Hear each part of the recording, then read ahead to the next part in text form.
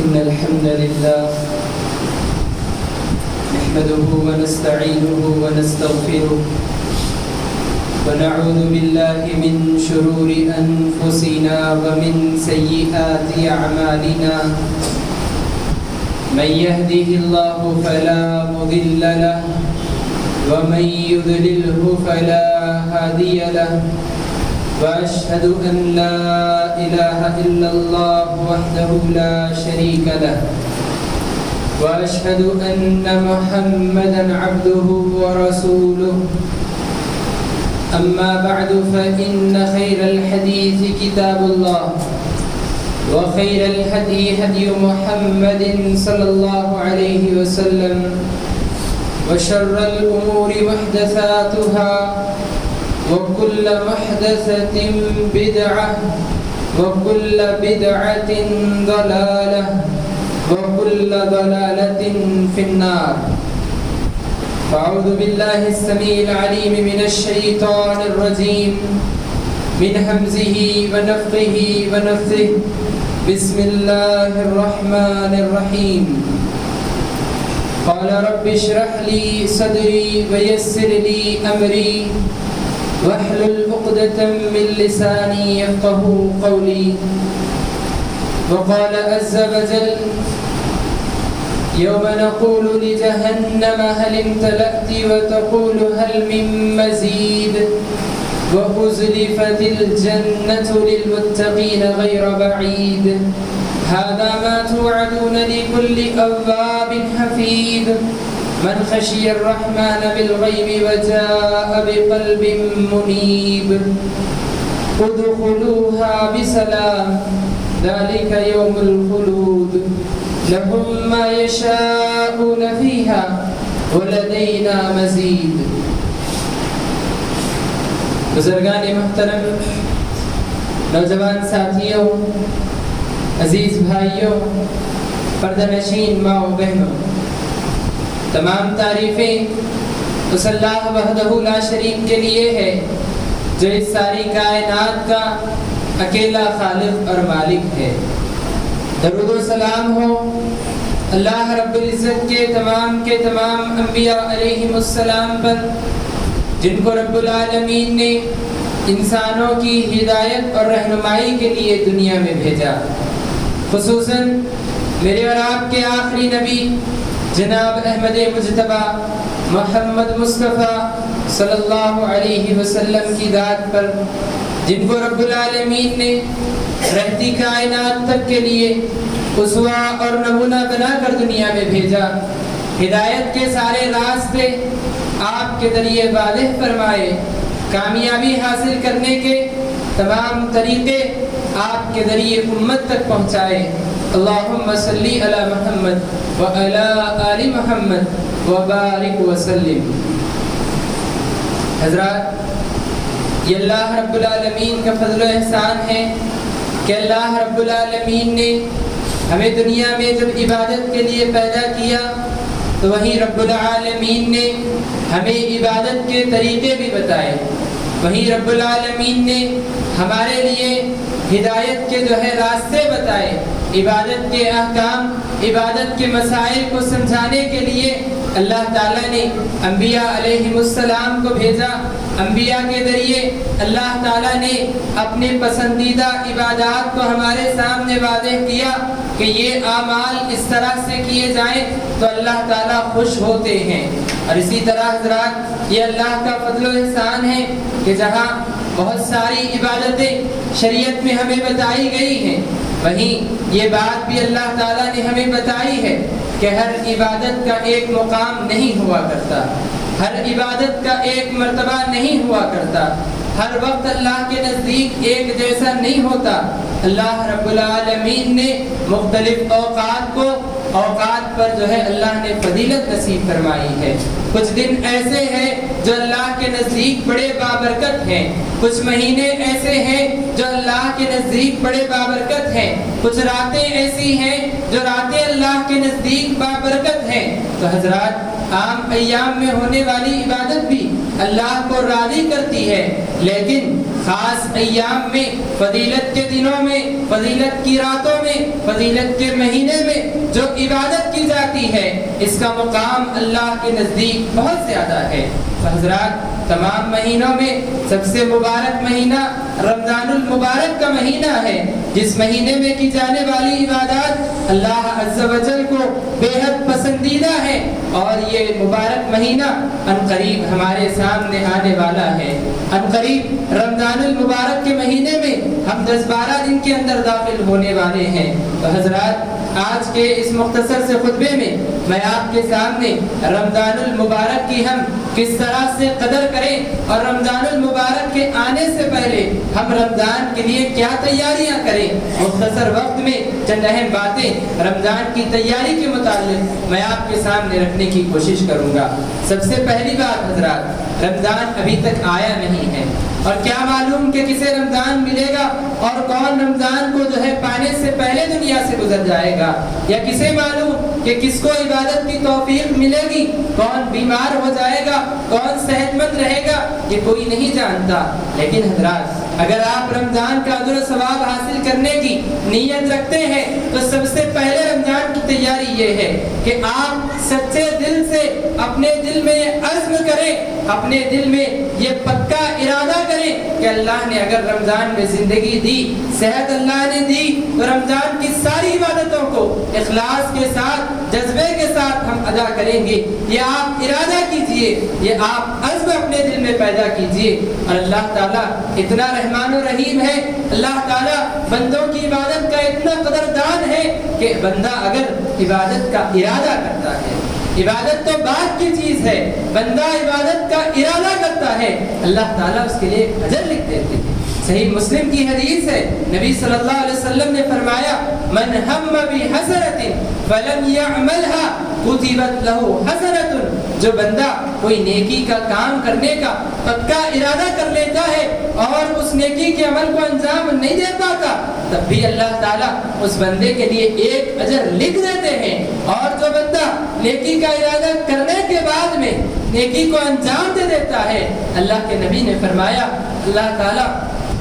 10 گنا بڑھ کر اجر و ثواب دیتے ہیں، اور 10 گنا سے لے کے اللہ تعالیٰ نیت کے اعتبار سے، جذبے کے اعتبار سے 700 گنا تک یا اس سے بھی بڑھ کے اللہ تعالیٰ دیتے ہیں۔ تو بتانے کا مقصد یہ ہے کہ پہلی تیاری یہ کریں کہ رمضان کے آنے سے پہلے رمضان کی عبادتوں کے متعلق یہ پختہ ارادہ کریں کہ رمضان کے مہینے میں ہم تمام عبادتوں کو مکمل جذبے کے ساتھ انجام دیں گے، یہ پختہ ارادہ پہلے اپنے دل میں کریں۔ دوسری بات حضرات، رمضان کے آنے سے پہلے جو کام ہمیں انجام دینے ہیں ان میں سے ایک اہم کام یہ ہے کہ پچھلے رمضان کسی عذر کی وجہ سے، بیماری کی وجہ سے، سفر کی وجہ سے جو روزے ہم سے چھوٹ گئے، اور ان روزوں کی اب تک ہم نے اگر قضا نہیں کی ہے تو ان روزوں کی قضا ابھی سے کر لیں، ان روزوں کو ابھی سے مکمل کر لیں، اس کی قضا رمضان کے آنے سے پہلے کر لیں، اس لیے کہ یاد رکھیں روزہ ایک فرض عبادت ہے، روزہ ایک واجب عبادت ہے،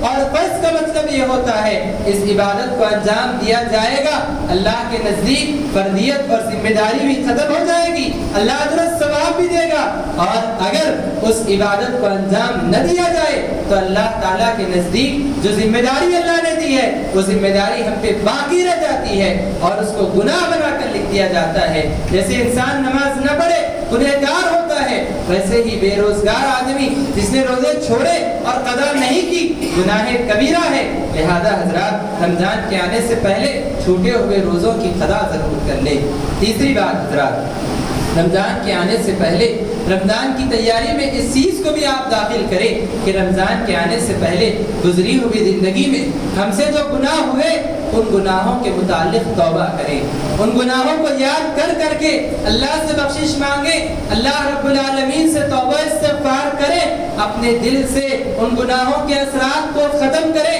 اپنے آپ سے ان گناہوں کے بوجھ کو اتار دیں، اس لیے کہ یہ بات شریعت میں کئی جگہ بتائی گئی ہے کہ انسان جو گناہوں میں مبتلا ہوتا ہے، انسان جو گناہوں میں پھنسا ہوا ہوتا ہے، یہ گناہ اسے نیکی کے راستے پہ چلنے نہیں دیتے، یہ گناہ انسان کو نیکی کے سفر میں آگے بڑھنے نہیں دیتے، نیکی کے اعمال انسان کو انجام دینے میں رکاوٹ بن جاتے ہیں۔ حسن رضی اللہ تعالی عنہ جو اللہ کے نبی کے نواسے تھے، ان سے لوگ جب آ کے کہتے کہ اے حضرت حسن، ہم رات کی عبادت نہیں کر پا رہے، ہم تہجد نہیں پڑھ پا رہے، ہم نفل روزے نہیں رکھ پا رہے، تو حضرت حسن کہا کرتے کہ توبہ استغفار کرو، قیدت کا ذنوب، تمہیں تمہارے گناہوں نے قید کر رکھا ہے، تمہارے گناہ تمہارے لیے رکاوٹ بن رہے ہیں نیکی کی راہ میں، تو نیکی کی راہ پہ آپ چلنا چاہتے ہیں، رمضان کے مہینے کی عبادتوں کو انجام دینا چاہتے ہیں، اپنے دل کو گناہوں سے پاک کیجئے، اس لیے کہ گناہوں میں ملوث دل نیکی کے راستے پہ آگے بڑھ نہیں سکتا۔ نبی صلی اللہ علیہ وسلم نے کیا مثال بتائی؟ اللہ کے نبی صلی اللہ علیہ وسلم نے بتایا کہ جب انسان گناہ کرتا جاتا ہے اور توبہ نہیں کرتا، اس کا سارا دل زنگآلود ہو جاتا ہے، نتیجہ یہ ہوتا ہے لا يعرف معروفا ولا ينكر منکرا، وہ نیکی کو بھلا نہیں سمجھتا، اچھے کاموں میں اس کا دل نہیں لگتا، اور گناہوں کو گناہ نہیں سمجھتا، گناہوں میں اس کا دل لگنے لگتا ہے، گناہوں میں اس کی دلچسپی لگنے لگتی ہے۔ اسی کا نتیجہ ہم دیکھتے ہیں، رمضان جب آتا ہے، رمضان 1 رمضان 2 رمضان 3 رمضان، سارے لوگ روزے رکھ رہے ہیں، سب جو ہے قیام اللیل کا اہتمام کر رہے ہیں، لیکن جیسے جیسے ایام بڑھتے چلے گئے، 4 تاریخ 5 تاریخ کوئی روزہ چھوڑنے کے لیے کوئی روزہ چھوڑ رہا ہے، کوئی رمضان میں قیام اللیل چھوڑ رہا ہے، اور حالت یہ ہو جاتی ہے 10 رمضان تک 1 صف یا 2 صف جو ہے مصلی قیام اللیل میں باقی ہے، سارے لوگ نماز چھوڑ کے جا رہے ہیں، کیوں؟ اس لیے کہ ان کے دل گناہوں میں ملوث ہے، اور ان کے دل عبادت میں ان کو چین جو ہے ان کو محسوس نہیں ہوتا، بے چینی اور وحشت محسوس ہوتی ہے عبادت کے کاموں میں۔ لہذا حضرات، اس حالت سے بچنے کے لیے رمضان کے آنے سے پہلے گناہوں سے استغفار کیجئے، گناہوں سے توبہ کیجئے۔ اگر آپ گناہوں سے پاک ہو جائیں گے، آپ کا دل عبادتوں میں لگے گا، عبادتوں کی لذت آپ کو محسوس ہوگی، اور عبادتوں میں آپ کو جو ہے اللہ توفیق نصیب فرمائے گا عبادتوں کی۔ اسی طرح حضرات، رمضان کے آنے سے پہلے ایک اور تیاری جو رمضان کی کرنی ہے وہ یہ کہ ہماری یہ عادت یا ہماری یہ فطرت ہے کہ انسان کسی بھی اس چیز کو کوئی اہمیت نہیں دیتا جس کی اہمیت اس کو معلوم نہیں ہوتی۔ جب تک آپ کو رمضان کی فضیلتیں نہیں معلوم ہوں گی، رمضان کی عبادتوں کی اہمیت نہیں معلوم ہوگی، رمضان کے قیام کی کیا اہمیت ہے، رمضان کے روزوں کی کیا اہمیت ہے، لیلۃ القدر تلاش کرنے کی کیا اہمیت ہے، رات میں جاگ کے اللہ کی عبادت کرنے کی کیا اہمیت ہے، اعتکاف کی کیا اہمیت ہے، صدقہ و خیرات کی کیا اہمیت ہے، سحری کرانے کی کیا اہمیت ہے، افطار کرانے کی کیا اہمیت ہے، معلوم نہیں ہوگا تو آپ کیسے ان عبادتوں میں آگے بڑھ پائیں؟ تو پہلے رمضان کے آنے سے پہلے رمضان کے فضائل کو جانے کہ کون سی فضیلت کے اعمال رمضان میں ہیں جن کو ہمیں انجام دینا ہے، رمضان کے فضائل کو جاننے کی کوشش کریں، رمضان کی فضیلتوں پر جو کتابیں لکھی گئی ہیں، جو علماء نے لیکچرز دیے ہیں، ان کو پڑھنے اور ان کو سننے کی کوشش کریں رمضان کے آنے سے پہلے۔ اسی طرح حضرات، رمضان کی تیاری میں ایک اہم چیز یہ بھی ہے کہ رمضان کے اندر بہت سارے مسائل بھی آ جاتے ہیں،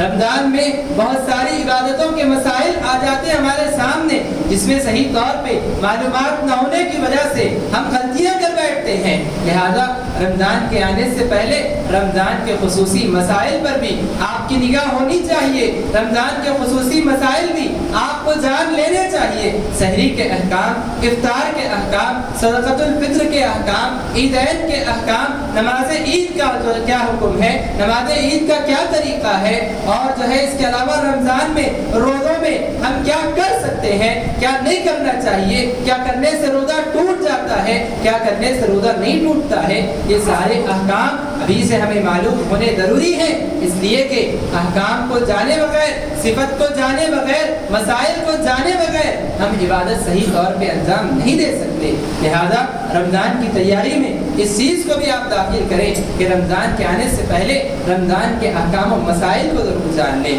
ایک آخری بات بتا کر حضرات میں اپنی بات کو مکمل کروں گا، اور وہ آخری بات یہ ہے کہ رمضان کے آنے سے پہلے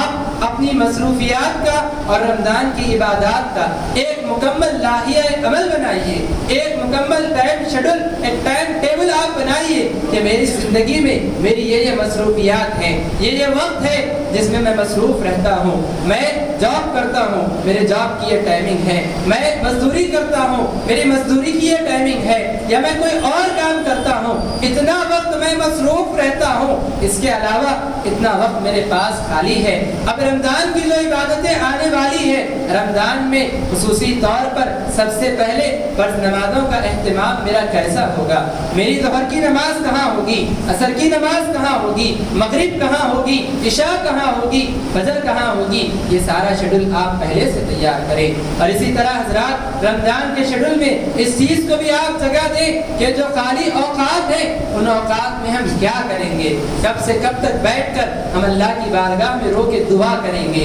کب سے کب تک بیٹھ کر ہم تلاوت قرآن کا اہتمام کریں گے، کتنا وقت ہم دعاؤں میں لگائیں گے، اذکار میں لگائیں گے، کتنا وقت ہم اللہ رب العالمین کی راہ میں معلومات حاصل کرنے میں، علم حاصل کرنے میں لگائیں گے، یہ ساری چیزوں کا شیڈول آپ ابھی سے بنائیں۔ ورنہ کیا ہوتا ہے، رمضان جب آتا ہے آدمی جوش میں اپنی مصروفیات کو ترک کر کے ایک دن آگے قیام اللیل کے لیے، ایک دن آگے جو ہے تراویح کے لیے 2 دن تراویح پڑھ لیے، اس کے بعد میں محسوس ہوا کہ کام میں کمی آ رہی ہے تو جو ہے کام کی طرف توجہ چلی گئی اور قیام اللیل چھوڑ دیے۔ اسی طرح کتنے ہمارے بھائی ایسے ہیں رمضان کا روزہ تو رکھتے ہیں، اسکول ہے، اسکول کی وجہ سے ظہر اور عصر کی نماز جا رہی ہے، کالج کی وجہ سے ظہر اور عصر کی نماز جا رہی ہے، جاب کی وجہ سے ظہر اور عصر کی نماز جا رہی ہے۔ یاد رکھیے عبادات میں ترتیب ہے، ترتیب میں نماز روزے سے افضل ہے، پہلے نماز کا سوال ہوگا،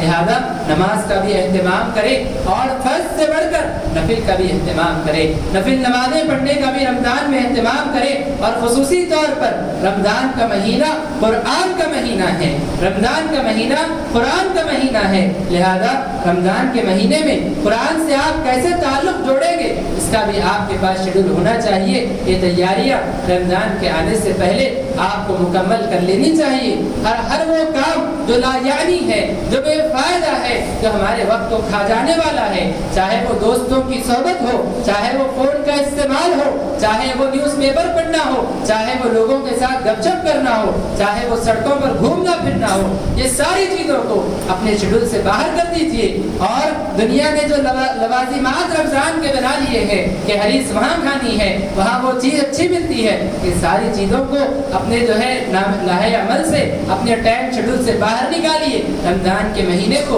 عبادت کا مہینہ بنا کر گزاریے۔ انہی باتوں پر اپنی بات کو ختم کرتے ہوئے یہی پیغام آپ کے سامنے پیش کرنا چاہوں گا کہ ایک اہم ترین مہینہ، عبادتوں کا ایک بہترین موقع ہمارے سامنے آنے والا ہے، اس کو غنیمت جان کر اس کے آنے سے پہلے اس کی تیاری مکمل کر لیں تاکہ اس مہینے کو صحیح طور پر آپ جو ہے اس سے فائدہ اٹھا سکیں، اس کے اعمال کو صحیح طور پہ انجام دے سکیں۔ اللہ سے دعا ہے کہ اللہ تعالیٰ کہی ہوئی باتوں پر ہم تمام کو عمل کی توفیق نصیب فرمائے، اللہ تعالیٰ ہم تمام کو رمضان کا بابرکت مہینہ نصیب فرمائے، اور اللہ تعالیٰ ہم تمام کو رمضان کی عبادتیں اخلاص کے ساتھ، جذبہ عمل کے ساتھ انجام دینے کی توفیق عطا فرمائے۔ اللہ تعالیٰ ہم تمام کو رمضان کے آنے سے پہلے رمضان کی تیاری کرنے کی توفیق نصیب فرمائے۔ اے اللہ، دنیا میں جہاں کہیں مسلمان پریشان حال ہیں، اللہ مسلمانوں کی پریشانیوں کو آسان کر دے۔ اے اللہ، جو بیمار ہیں اے اللہ ان کو شفا عاجلہ کاملہ نصیب فرما۔ اے اللہ، جو بے روزگار ہیں اللہ ان کو حلال روزی نصیب فرما۔ اے اللہ، جو رشتوں کی تلاش میں ہیں ان کو نیک صالح جوڑے نصیب فرما۔ اے اللہ، جن کے والدین دنیا سے حالت توحید میں گزر گئے اللہ ان کے والدین کی مغفرت فرما۔ اے اللہ، جن کے والدین زندہ ہیں ان کے والدین کی ان کو خدمت کی توفیق نصیب فرما۔ اے اللہ، جن کو تو نے اولاد نہ دے کے آزمایا ہے اللہ ان کو نیک صالح اولاد نصیب فرما۔ اللہ، جن کی اولاد نافرمان ہو گئی ہے اللہ ان کی اولاد کو نیک اور صالح بنا دے۔ اے اللہ، جب تک ہمیں زندہ رکھ نیک عمل کی توفیق نصیب فرما، جب موت دے تو حسن خاتمہ نصیب فرما، قبر کے عذاب سے ہماری حفاظت فرما، محشر کے میدان میں آسانیاں پیدا فرما۔ اے اللہ ہمارے حق میں جنت کا فیصلہ کر دے، جہنم سے ہمیں نجات نصیب فرما، اے اللہ جنت میں تیرے نبی کی صحبت نصیب فرما، اے اللہ جنت میں تیرا دیدار نصیب فرما، آمین۔ اقول قولی ھذا استغفر اللہ لی ولکم ولسائر المسلمین من کل ذنب فاستغفروہ انہ هو الغفور الرحیم۔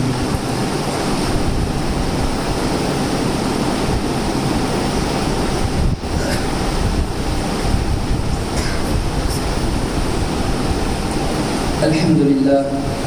لله نحمده ونستعينه ونستغفره ونعوذ بالله من شرور أنفسنا ومن سيئات أعمالنا،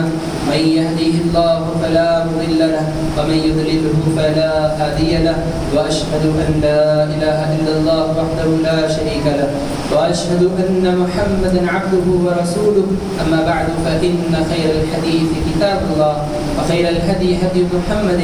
صلى الله عليه وسلم، وشر الأمور محدثاتها وكل محدثة بدعة وكل بدعة ضلالة وكل ضلالة في النار۔ أعوذ بالله السميع العليم من الشيطان الرجيم من همزه ونفخه ونفثه، بسم الله الرحمن الرحيم، إن الله وملائكته يصلون على النبي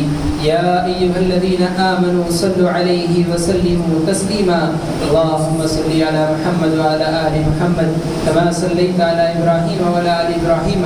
إنك حميد مجيد، اللهم بارك على محمد وعلى آل محمد كما باركت على إبراهيم وعلى آل إبراهيم إنك حميد مجيد۔ إن الله يأمركم بالعدل والإحسان وإيتاء ذي القربى وينهى عن الفحشاء والمنكر والبغي يعظكم لعلكم تذكرون، اذكروا الله يذكركم وادعوه يستجب لكم ولذكر الله تعالى أعلى وأولى وأتم وجل وأكبر، والله يعلم ما تصنعون۔